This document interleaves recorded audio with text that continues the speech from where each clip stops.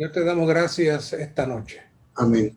Amén. Gracias por tu palabra, gracias por tu revelación fresca y nueva. Gracias que se transforma en tu rema cada vez que lo tocamos con nuestro espíritu. Llévanos adelante, Señor. Llévanos adelante hasta que tú consumes tu meta, tu deseo y lleguemos a ser la ciudad, tu novia, tu esposa. Aleluya. Esta noche tenemos un bosquejo bastante ambicioso. El título del bosquejo es un factor de 3 niveles. Un factor de 3 niveles. Número uno, el factor que la iglesia esté en el Dios triuno. Número uno. Dos, las iglesias locales sean expresiones del cuerpo de Cristo. Y número tres, los creyentes pongan en práctica la vida de iglesia al estar conscientes del cuerpo. Desde que los santos tienen la radio, me ha forzado a ser sumamente cuidadoso, porque ahora no le hablo a la iglesia en Bogotá. Hay miles de personas que escuchan estos mensajes. Y un mensaje como este se puede traer de dos maneras. Desde la estratosfera, o necesitamos bajarlo para que no solamente ustedes que pueden volar más alto, sino otros que cosas simples que sean simples para nosotros, pero nosotros ya las hemos experimentado. Y a la medida que vaya hablando se van a dar cuenta de lo que estoy diciendo. Así que este mensaje, sí, claro, es para ustedes, pero también en mente de que no todo lo que se dice aquí está tan claro como para que muchos de nuestros oyentes puedan comprenderlo si yo lo mantengo al nivel en que está.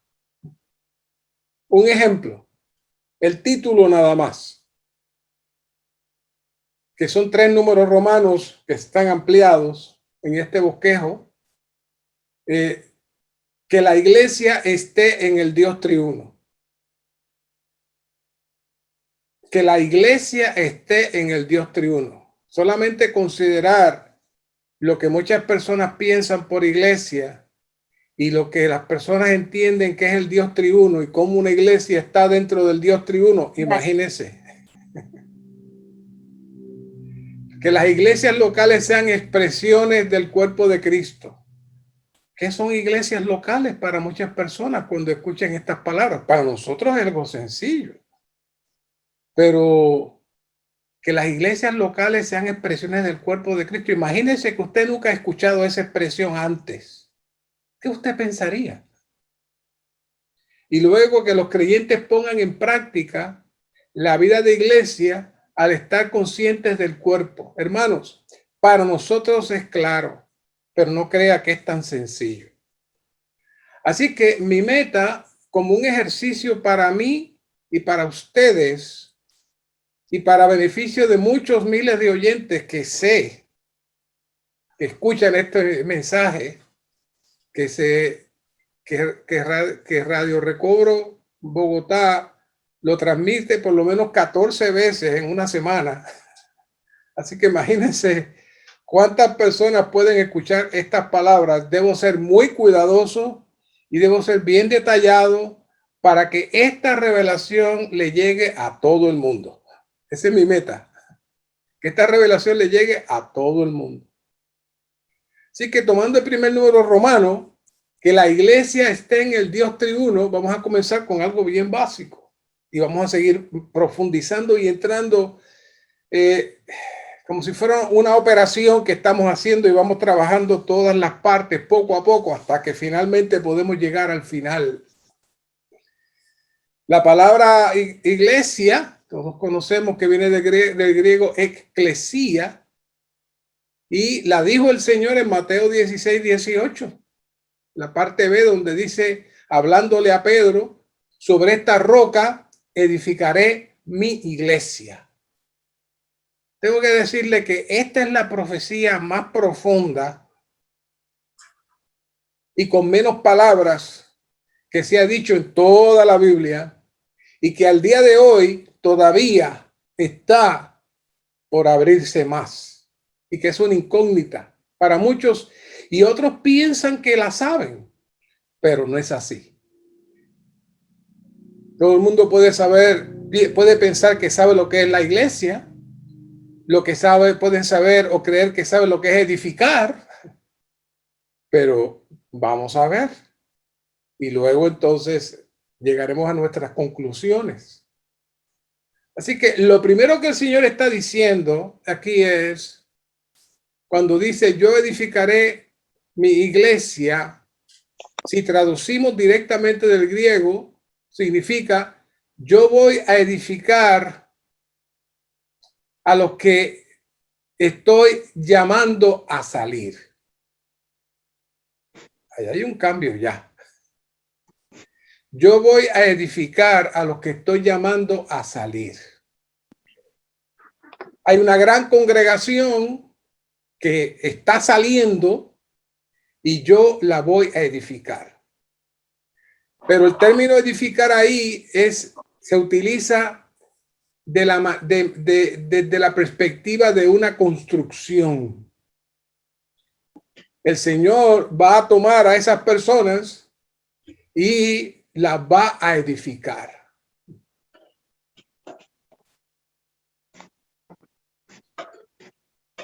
Desde el momento en que el Señor dijo, Mateo 16:18, yo edificaré mi iglesia, hasta el día de hoy, la degradación del término iglesia solamente es sumamente alto.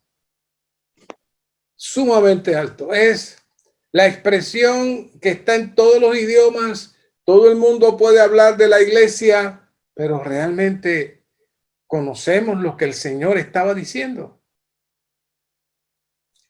Así que no voy a hablar aquí de ningún grupo particular, sino que vamos a hablar de lo que dice la Biblia. Así que usted que me está escuchando, por favor, preste atención a lo que vamos a ir definiendo sobre lo que es la iglesia y vea qué dice la Biblia. Un hermano orando decía que deseaba que el Señor vaciara completamente, para que el Señor lo vaciara, para que el Señor pudiera entrar. Bueno, esa es una petición que necesitamos hacer a todos los que escuchen este mensaje. Usted necesita vaciar sus conceptos, necesita vaciar sus perspectivas de cómo usted ve las cosas, y vamos a empezar desde cero, mirando la escritura, y usted va a llegar a sus propias conclusiones. Les quiero hablar de un testimonio personal. Yo recibí al Señor cuando tenía aproximadamente unos 15 años. Y casi llegando a mis primeras experiencias cristianas, me llegó un pensamiento. Y me llegó este siguiente pensamiento. Y si las cosas que se me enseñan de la Biblia no son como se me están enseñando, y cómo yo saber si las cosas que me dicen en este lugar son como Dios quiere que se hagan. Mire qué clase de pensamiento me llegó, hermano. ¿Y cómo yo voy a saber que esto no fue un invento de un hombre y que esto es de Dios? Bueno, la respuesta a esas preguntas las he venido recibiendo 20, 30, 40 y aún a los 50 años. Desde que dije eso, todavía me he estado aclarando de que ciertamente ese sentimiento que yo tuve, Dios quería mostrarme algo que obviamente era muy joven para Dios poder mostrarme todo lo que Él tenía para mí, para mostrar a través de su cuerpo, a través de la iglesia. En aquel tiempo, fíjense qué cosa más sencilla. Para mí, cuando yo escuchaba la palabra iglesia, yo me dirigía más hacia el edificio. Yo, sin saberlo, había heredado la influencia judía del Antiguo Testamento, en donde Dios habita en un lugar y se considera que ese sitio es santo. Y uno llega ahí para ir a un servicio. El término servicio, que se utiliza mucho, es utilizado originalmente por los sacerdotes para hacer su servicio sacerdotal, que incluía matar el becerro, presentar las ofrendas. Así que todo el término de el lugar santísimo, el asunto de los animales, el asunto del servicio, las ofrendas, todo eso es una influencia del judaísmo, y poco a poco los grupos cristianos, tanto la Iglesia Católica como los grupos evangélicos, fueron adoptando el vocabulario y lo adaptaron a la vida cotidiana cristiana. Así que yo era de los que decía, mi mamá me decía, ¿vas a ir a la iglesia? Sí, mami, voy para la iglesia. Y cuando regresaba, ¿ya llegaste de la iglesia? Sí, ya llegué de la iglesia. ¿Ven? Y quizás muchos que me están escuchando me estarán diciendo, bueno, yo hago lo mismo, ¿cuál es el problema? Vamos a ver, vamos a ver. Como mencioné, el primero que habló la palabra eclesía en el Nuevo Testamento fue el Señor Jesús. Pero quien transmitió la visión intrínseca, interna, profunda de la iglesia fue el apóstol Pablo. El Señor lanzó la profecía, yo edificaré mi iglesia sobre esta roca, que era Él, la roca. Yo edificaré mi iglesia. Así que cuando hablamos de iglesia, lo primero que queremos traer es que no estamos hablando de ningún tipo de grupo o organización particular. Necesitamos tener una mente renovada de cómo las escrituras hablan de lo que es la iglesia. Cuando el Señor Jesús habló de la iglesia, habló de unos que habían sido llamados y que tenían que salir de cierto lugar para que Él pudiera trabajar con ellos. Cuando el Señor dijo, yo edificaré mi iglesia, el Señor estaba definiendo el propósito de su venida, el propósito de todo su ministerio, hasta su muerte, de su resurrección. Todo estaba en esa frase, yo edificaré mi iglesia. De una manera más simple, es como si el Señor hubiese dicho, yo formaré, prepararé, perfeccionaré a los que he de sacar de la atmósfera caída de Satanás para cumplir mi propósito y mi plan. Eso estaba detrás de esas palabras. En una referencia de un libro que se llama El terreno de la iglesia, dice esta referencia. Es muy, muy especial para ir definiendo un poco de lo que es la iglesia. Ya vimos lo que no es la iglesia. La iglesia no es un edificio. Aún la iglesia no es un grupo de personas que se reúnen en un edificio de 9 de la mañana a 12 del mediodía y cantan, dan ofrendas y oyen un predicador. Aún eso no es la iglesia. Es un grupo cristiano que se reúne y escucha unos mensajes. Y me dirán, entonces, ¿qué es la iglesia? Cristo mismo es la vida, el contenido y el todo en la iglesia. Absolutamente no es un asunto de formas, doctrinas o cierta clase de expresiones. Los que realmente están en la vida de iglesia son los que experimentan a Cristo como su propia vida práctica todo el día, no los domingos nada más. Vivir a Cristo de una manera práctica y expresar a Cristo de una manera práctica cada día. Eso es la iglesia. Cristo es todo para ellos y por lo tanto Cristo es la vida y el contenido de ellos cada vez que se reúnen. La práctica de la vida de la iglesia es una vida de Cristo y una vida con Cristo como el todo. Quiere decir que usted no puede ir a la iglesia porque usted es la iglesia. Usted no puede salir de la iglesia. Como yo decía a mi mamá, ya llegué de la iglesia. No, porque yo soy la iglesia.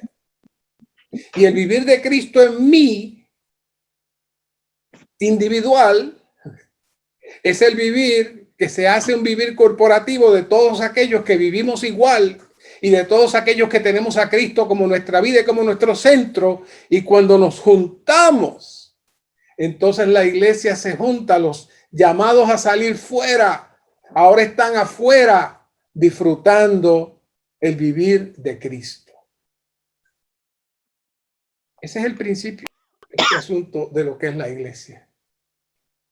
Entonces encontramos un versículo como Filipenses 1:1 y Pablo, y muy corporativo, un hermano como Pablo, mencionando sus discípulos, Pablo, Silvano y Timoteo, a la iglesia de los tesalonicenses. Es decir, que los tesalonicenses son los hermanos que viven en una ciudad que se llama Tesalónica.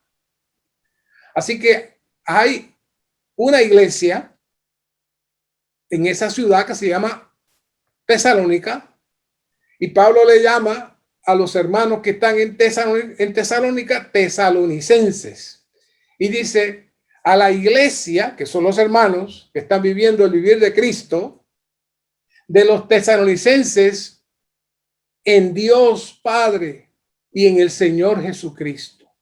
¿Qué es eso? Pablo está diciendo, ellos, número uno, están en Dios. Cuando ellos les recibieron, entraron en Dios. Y número dos, ellos vinieron a ser hijos de Dios. Por eso es que es Padre. Y vinieron a ser hijos de Dios, porque además de que estar en Dios, están también en el Señor Jesucristo. Y después profundizaremos cómo entramos al Padre y cómo entramos al Hijo. Pero Pablo estaba definiendo el vivir de la iglesia de los tesalonicenses. Algo misterioso, algo profundo. Por eso Jesús le dijo más adelante a los discípulos, no más adelante, no, en el Evangelio de Juan 14:6, Jesús les dijo, yo soy el camino, la realidad y la vida, y nadie viene al Padre sino por mí. Ya los de Tesalónica habían recibido a Cristo de una manera especial y ahora ellos estaban en Dios, en el Padre. En Juan 14:6 el Señor le está profetizando a los discípulos, yo soy el camino, yo soy la realidad y yo soy la vida. La palabra, la Reina Valera y muchas otras Biblias traducen la verdad y está correcto. Lo único que el término, la palabra aletheia, se traduce también realidad cuando uno quiere compartir y decir algo más que algo sencillamente analítico. Y en este caso el Señor no solamente te estaba diciendo que Él tenía la verdad, sino que Él era la realidad. Dentro de la falsedad de este universo, Él es la realidad. Así que Él es el camino, Él es la realidad y Él es la vida. Pero el objetivo de Él es que entremos al Padre. Y Él está diciendo a los discípulos, nadie viene al Padre sino por mí. Por eso es que en Romanos 6:3 comienza el apóstol Pablo, por eso digo que el apóstol Pablo es el que nos abre todas las cosas. Dice, o ignoráis que todos los que hemos sido bautizados en Cristo Jesús hemos sido bautizados en su muerte. Hemos sido pues sepultados juntamente con él en su muerte por el bautismo, 6:4. A fin de que como Cristo resucitó de los muertos por la gloria del Padre, así también nosotros andemos en novedad de vida.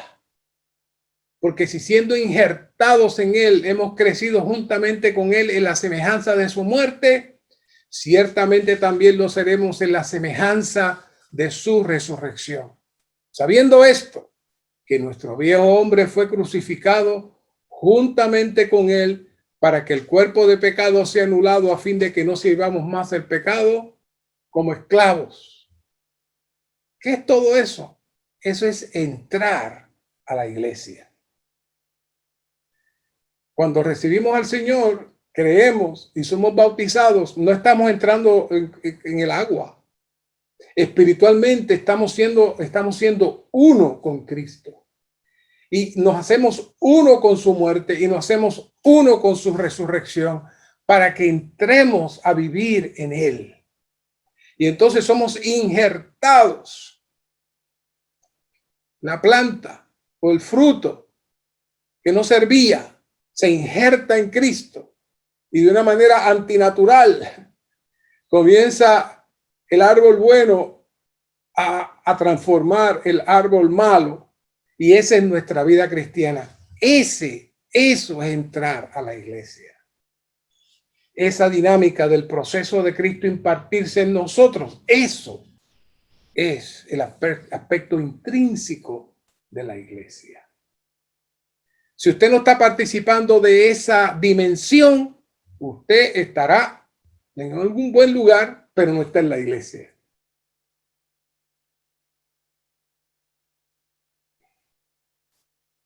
Sé que muchos de ustedes han escuchado el término la Iglesia Universal, muy conocido. Es más, conozco desde que era joven la expresión el cuerpo místico de Cristo.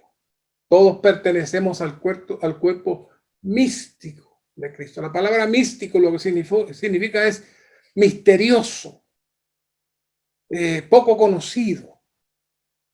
Algo que no se puede explicar en detalle. Eso es el cuerpo místico de Cristo. Todos sabemos que todos los cristianos somos de ese cuerpo místico de Cristo.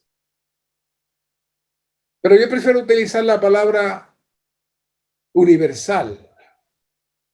Y además de la iglesia ser universal, también hay otra palabrita que se llama local. Y la palabra local puede haber otra palabra mejor para definir, pero se refiere a algo concreto, definido, no ya etéreo, no ya que sabemos que existe, pero yo no lo puedo tocar.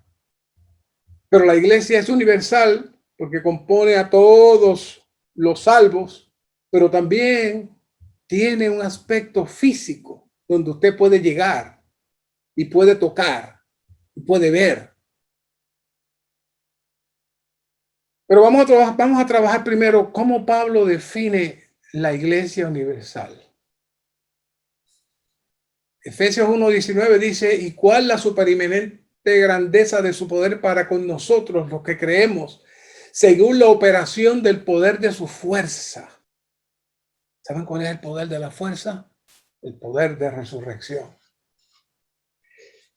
Que hizo operar en Cristo, resucitándole de los muertos, sentándole a su diestra en los lugares celestiales, por encima de todo principado y autoridad y poder y señorío, y sobre todo nombre que se nombra no solo en este siglo, sino también en el venidero, y sometió todas las cosas bajo sus pies y dio por cabeza sobre todas las cosas a la iglesia, la cual es su cuerpo, la plenitud de aquel que todo lo llena en todo. Fíjense todo el proceso. Vea, por eso es que me gusta leer todos los versículos, porque si vemos uno podemos estar hablando de cualquiera de los versículos muy bien, pero ve el proceso. ¿Para qué Cristo resucitó? ¿Para qué Cristo se sentó en los lugares celestiales? ¿Para qué? ¿Para qué Cristo fue puesto sobre todo principado y autoridad y poder y señorío? ¿Y para qué a Cristo se sometió todas las cosas bajo sus pies? ¿Sabe para qué? Para producir la iglesia. Todo eso para producir la iglesia. Y ya saben que la iglesia es la composición de todos los que han sido llamados de la atmósfera satánica para convertirse entonces en parte y mezcla con Cristo mismo mediante el bautismo en el cual nos hacemos uno con la muerte y resurrección de Cristo. Pero todo ese proceso inmenso tiene un solo objetivo: producir la cabeza para que tenga un cuerpo, y ese cuerpo, dice el 23, la cual es su cuerpo, la plenitud de aquel que todo lo llena en todo. Todo el proceso de encarnación, vivir humano, muerte, resurrección, ascensión, y luego venir a ser el espíritu que da vida. Un solo propósito: producir la iglesia. ¿Qué iglesia? ¿Cómo se llama la iglesia? Esa iglesia es el cuerpo de Cristo, la expresión de Cristo en la tierra.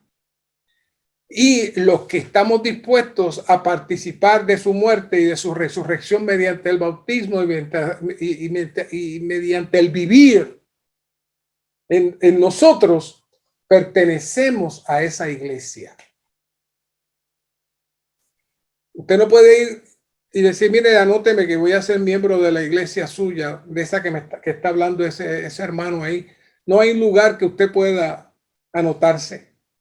Solamente usted puede entrar. Usted puede entrar en Dios, como le dijo Pablo a los filipenses. Solamente usted puede entrar en Cristo. Y entonces, una vez que usted entre en Dios, entre en Cristo, viene a ser parte de esa iglesia. Porque usted no solamente va a ser parte de esa iglesia, sino que ahora usted viene a ser parte del cuerpo de Cristo. Y ese cuerpo de Cristo es algo universal, que lo componen todos aquellos que han visto esta visión y viven conforme a esta visión. Hebreos 12:23 es aún más agresivo y dice, y a la iglesia de los primogénitos. ¡Wow! Ya sabemos que Cristo, por un lado, fue el unigénito del Padre, pero cuando resucita viene a ser el primogénito, Hijo de Dios. Pero ahora sabía que usted también es primogénito. Aquí todos somos primogénitos. ¿Y saben la virtud o la ventaja o la bendición de ser primogénito? El primogénito recibe toda la bendición del Padre. Así que todos somos primogénitos y todos recibimos la bendición del Padre. Y esta iglesia, Hebreos 12:23 dice, es la iglesia de los primogénitos que están inscritos en los cielos, y a Dios, el juez de todos, y a los espíritus de los justos hechos perfectos. Todo eso es la iglesia. ¿Qué iglesia? La expresión de los que han sido llamados fuera de la atmósfera satánica y están en Dios y están en Cristo. Muchos conocen esta historia del apóstol Pablo, Hechos 9, 3, 4 y 5, lo voy a leer. Pablo creció en la atmósfera judía, celoso de la ley, celoso de su religión. Y cuando de alguna manera fue asignado a perseguir a los cristianos por cuanto eran considerados peligrosos, subversivos, y Pablo fue y consiguió cartas de autoridad para apresarlos, para buscarlos en sus casas y apresarlos. Dice, más yendo por el camino, y iba directo a perseguir los hermanos. Aconteció que al llegar cerca de Damasco, repentinamente le rodeó un resplandor de luz del cielo, y cayendo en tierra oyó una voz que le decía, Saulo, Saulo, ¿por qué me persigues? Y él dijo, ¿quién eres, Señor? Ahí rápidamente recibió al Señor y le dijo, yo soy Jesús a quien tú persigues. Así que aquí me se refiere a una entidad corporativa que incluye a Jesús el Señor y a todos sus creyentes. Saulo no tenía esta revelación. Él pensaba que persiguió a Esteban, estuvo ahí joven en la muerte de Esteban, y a otros seguidores de Jesús que estaban le llamaban los que están en el camino.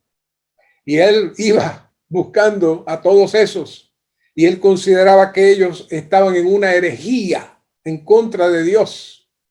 Pero él aprendió allí que perseguirlos a ellos era perseguir a Jesús, porque ellos eran uno con Jesús. Ellos mediante la fe se habían unido a Cristo. Saulo pensaba que perseguía a las personas en la tierra, que le estaba haciendo un favor a Dios, pero no sabía que estaba afectando a Cristo en los lugares celestiales. Así que cuando Jesús le dijo directamente, le abrió la revelación de la iglesia y le abrió la revelación del cuerpo de Cristo en esas palabras, Pablo no tuvo otra que decir, Señor, Señor.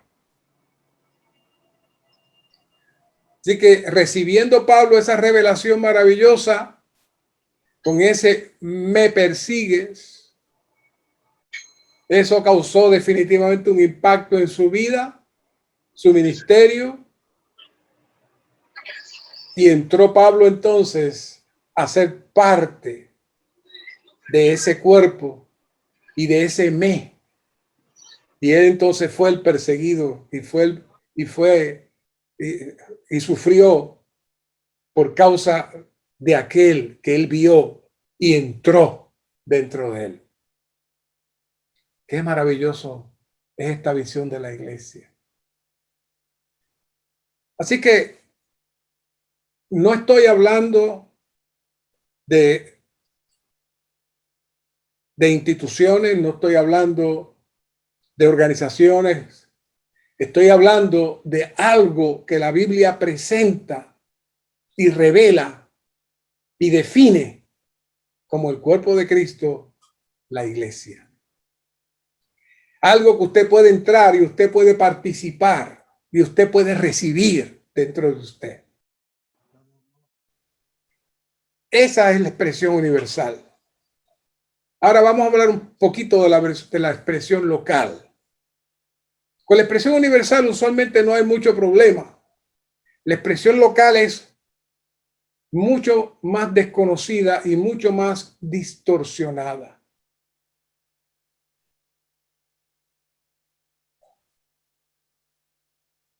El asunto de las iglesias por ciudad, en el tiempo del libro de los Hechos en adelante, no era algo raro o anormal.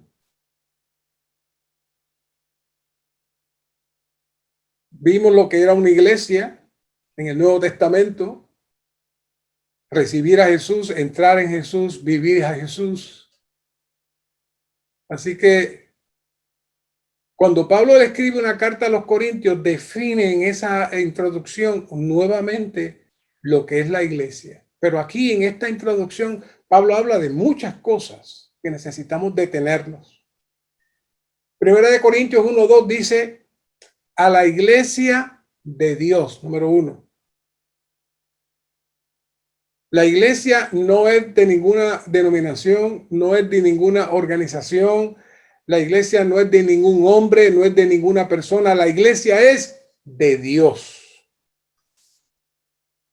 Ahora, la iglesia que es de Dios tiene un carácter universal, como ya lo explicamos, pero ahora tiene un carácter local, tiene un carácter que usted puede llegar y tocar. Por eso dice a la iglesia de Dios que está en Corinto. Corinto era una ciudad griega. Pablo le está escribiendo una carta y está hablando a los hermanos en Corinto. Y mire cómo los define. A los santificados en Cristo Jesús. Es decir, esta gente, estos hermanos recibieron a Cristo y el Espíritu de Dios estuvo laborando en ellos y ha estado ganándolos, limpiándolos, separándolos para Dios. Eso los hace parte de la iglesia. También a los santificados en Cristo Jesús, los santos llamados. Ahí Pablo está otra vez diciendo la palabra eclesía. Los santos llamados son aquellos que han sido llamados y sacados fuera de la atmósfera satánica y ahora están en otra atmósfera. Han entrado a la iglesia de Dios, no la iglesia de una organización, no la iglesia de un grupo, no, la iglesia de Dios, pero que se reúne en una ciudad. Y en ese caso era Corinto. Pero había algo interesante que se perdió completamente y por la misericordia del Señor hemos estado practicándolo por muchos años. Pablo dice, además de que es la iglesia de Dios, la iglesia de los santificados, la iglesia de los llamados, dice, pero hay algo que se distingue cuando se ve la iglesia. ¿Qué es? Con todos los que en cualquier lugar invocan el nombre de nuestro Señor Jesucristo, Señor de ellos y nuestro. Wow. Pablo le dijo aquí, yo sé que ustedes son la iglesia porque ustedes invocan el nombre de nuestro Señor Jesucristo en cualquier lugar. No es el domingo. No, en cualquier lugar. ¿Qué es eso? La intimidad entre los primogénitos, los llamados y Cristo es algo constante. Y eso en Corinto, viven en Corinto, trabajan en Corinto, tienen hijos, tienen familia en Corinto, pero ellos son la iglesia. No porque tienen un edificio en la calle tal que se llama tal. No, eso no es lo que hace la iglesia. Es que son santificados, son llamados, son de Dios e invocan el nombre del Señor. Eso define, eso no es que yo lo estoy diciendo. Estoy hablando de lo que Pablo dice. Por eso dije, tenemos que abrir nuestro espíritu y aceptar lo que dice la palabra. ¿Sabe? Para Pablo era bien sencillo mandar una carta a la ciudad, a los hermanos de la ciudad en Corinto. Yo no creo que es tan sencillo hoy en día que cualquiera mande una carta a una ciudad y todo el mundo sepa que la iglesia está ahí. En aquel momento solamente estaba una iglesia en una ciudad. Los hermanos que vivían en Corinto eran de la iglesia, no porque pertenecían a una institución, no porque tenían un nombre, no porque se habían inscrito, no porque daban ofrendas, no porque se reunían los domingos, no, es que ellos se habían mezclado con Cristo y eran santificados, estaban en Dios y tenían un vivir constante de llamar y de invocar el nombre del Señor. Y Pablo podía reconocer quiénes eran esos hermanos. Así que cuando él mandó esa carta, todo el mundo dijo, ah, este soy yo, este es para mí, esta carta es para mí. Pero hoy no es tan sencillo. ¿Saben? Por otro lado, eso es hablando bien de los hermanos en Corinto, pero ocurrió algo allí que Pablo lo detuvo. Y aunque ocurrió después en cientos de lugares en el mundo, Pablo no lo permitió allí. 1 Corintios 10 dice, os ruego, hermanos, por el nombre de nuestro Señor Jesucristo, que habléis todos una misma cosa y que no haya entre vosotros divisiones, sino que estéis perfectamente unidos en un mismo sentir y un mismo parecer.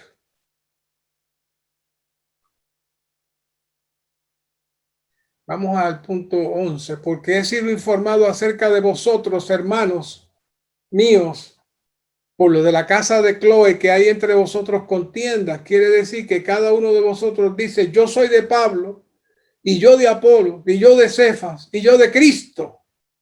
Y Pablo dice, ¿está dividido Cristo? ¿Acaso fue crucificado Pablo por vosotros o fuiste bautizados en el nombre de Pablo? ¿Qué es eso? En la iglesia, en la ciudad de los Corintios había una iglesia. Quizá cuando usted dice una iglesia, usted está pensando en un local de reunión. Pero eso no era el principio. Una iglesia podía tener 100 casas, 200 casas, 1000 casas y seguía siendo una iglesia.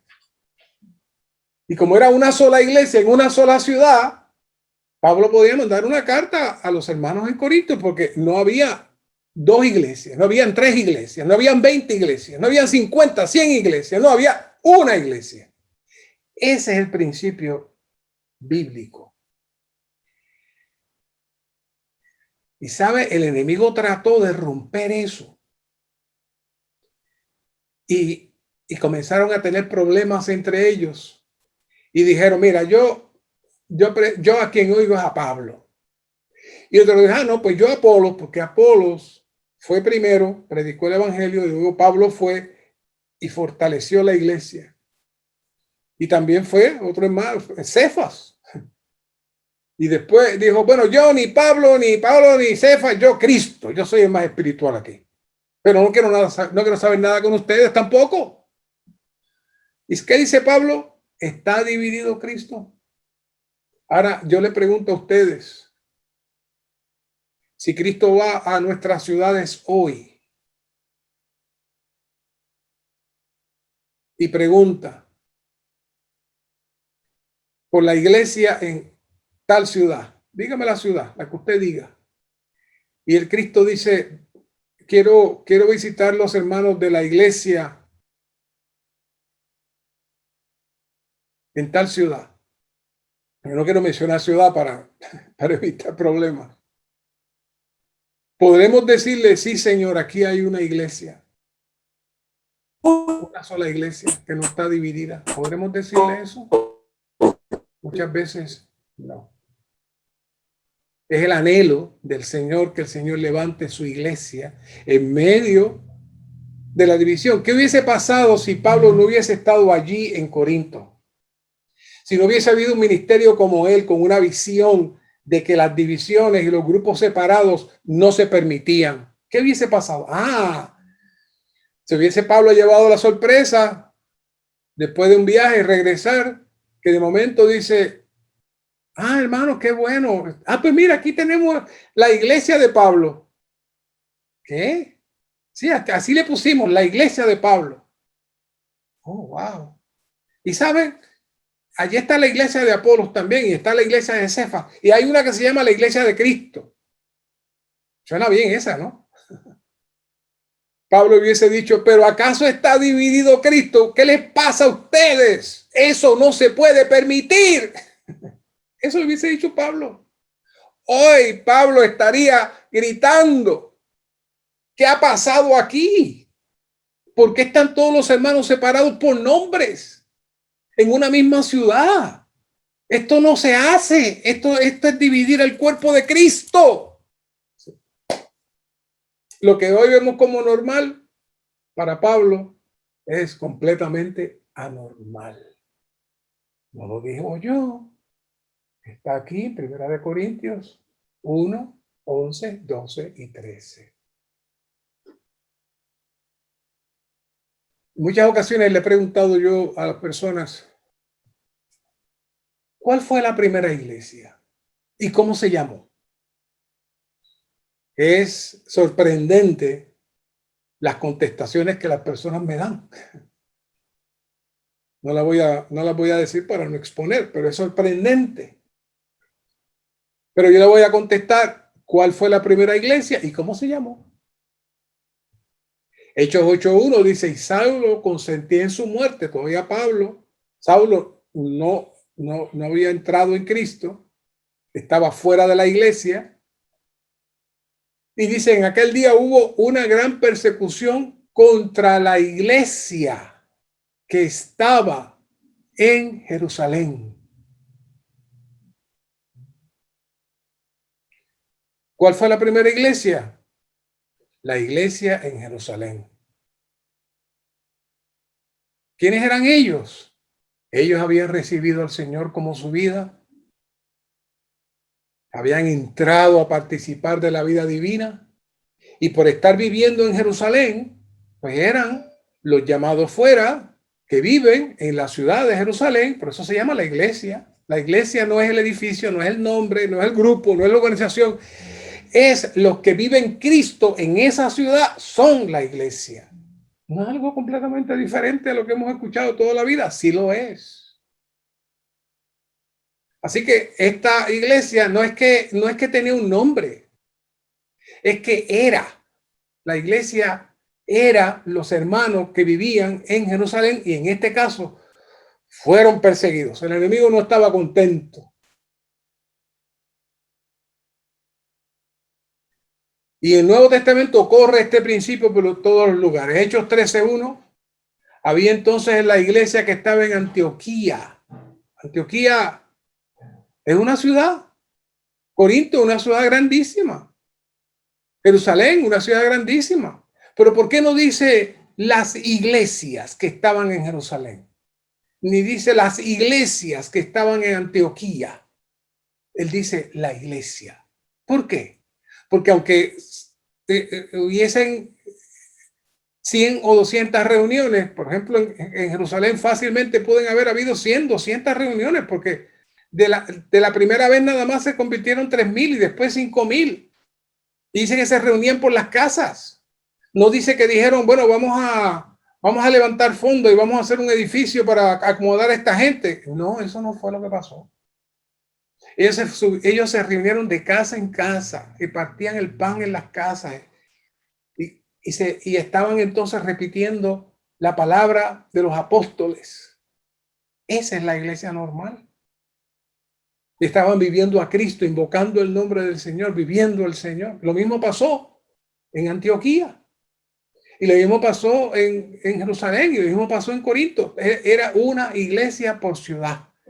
Y si todavía tiene duda, y voy a terminar ya mismo este tema, Apocalipsis 1:11 dice, la voz le dijo a Juan, escribe en un libro lo que ves y envíalo a las 7 iglesias. Cuando escuchamos eso podemos pensar, bueno, ¿serán 7 iglesias que están en una ciudad con esos nombres? No.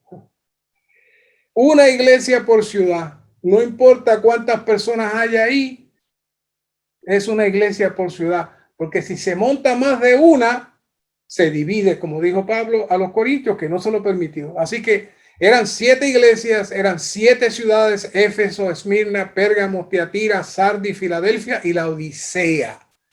Ese es el principio. Una iglesia por ciudad. No un edificio, sáquese de la cabeza, no un edificio, sino todos los que viven Cristo y están en Cristo y expresan a Cristo, invocan su nombre.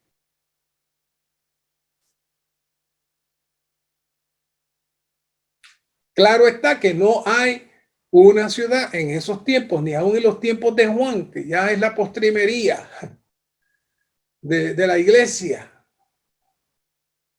original. No había. La jurisdicción de una iglesia local es la ciudad. Esa es la jurisdicción. No puede haber 2 iglesias locales, 3 iglesias locales. No lo digo yo, lo dice la Biblia, lo que dice Pablo ahí. Ah, pero es que eso era antes, ya las cosas cambiaron. Usted se imagina como los problemas que hay. Ya, bueno, si vamos a cambiar la Biblia para ajustarla a como a mí me gustan las cosas, nos quedamos sin Biblia. Y ese ha sido el gran problema de hoy, que alguien permitió lo que iba a ocurrir en Corintios y se separaron. Y muchos hermanos se han separado y están separados, pero hoy Dios está buscando una expresión local, una iglesia por ciudad. Alguien tiene que comenzar, aunque le digan que está mal, aunque le digan que no importa. Alguien tiene que comenzar en cada ciudad. Y ahí los dejo con eso. Una vez que están viviendo la vida de iglesia, llegamos al punto 3, que es que los creyentes pongan en práctica la vida de iglesia al estar conscientes del cuerpo. Y esta es una porción directa del bosquejo. A fin de llevar la propia vida del cuerpo, debemos ser muy sensibles con respecto al cuerpo, al tomar el sentir de la cabeza como nuestro propio sentir. Una vez que usted entra a la iglesia, usted no entró a una organización, usted entró a ser parte del cuerpo de Cristo, sujeto a la cabeza. Así que su vida, sus acciones, todo lo que usted es, está sujeto a la cabeza. Está sujeto a ese cuerpo. Comenzando con la localidad donde usted está, pero a la misma vez considerando todas las iglesias locales que hay en el mundo que expresan todas juntas el cuerpo de Cristo. Si nosotros como miembros tenemos el sentir de la cabeza en todo y cuidamos del cuerpo, tomaremos al cuerpo como la norma en nuestra mente, pensamientos, palabras y acciones. Ese es el vivir de la vida de iglesia. Tenemos que negarnos a nosotros mismos y tenemos que identificarnos con una conciencia de que Cristo es nuestra cabeza y que ahora, además de ser yo como persona, ahora yo soy parte de la expresión del cuerpo de Cristo en la tierra.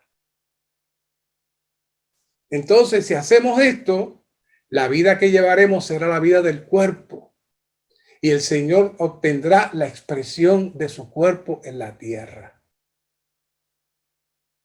¿Cuántos grupos cristianos aman al Señor? Muchos.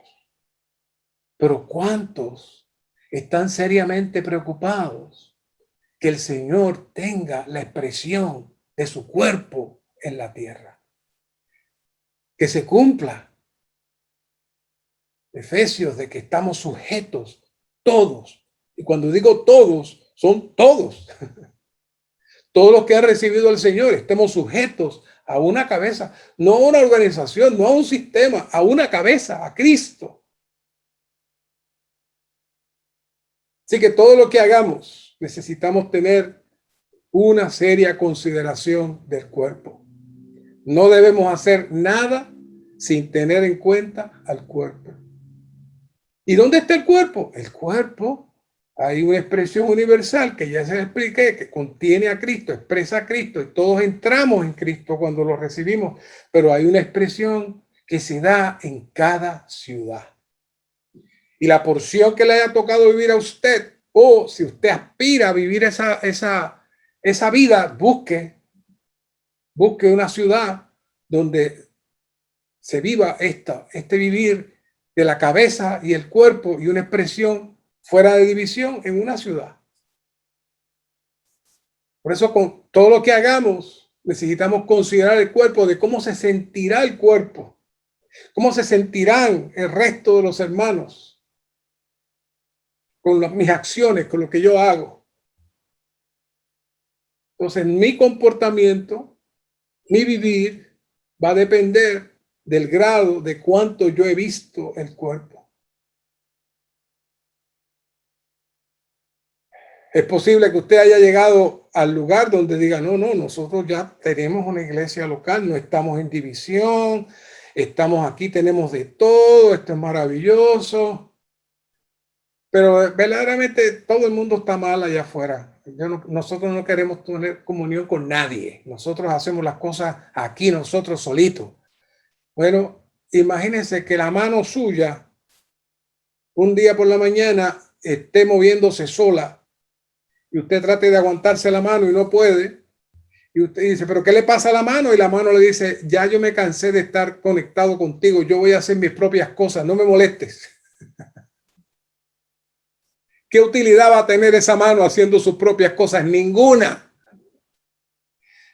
Todo este proceso que el Señor hizo desde su encarnación, su vivir humano, su muerte, resurrección, ascensión, y ahora venir a vivir y morar dentro de nosotros como el Espíritu, tiene como objetivo que usted venga a ser parte del cuerpo de Cristo, armonizado con la cabeza.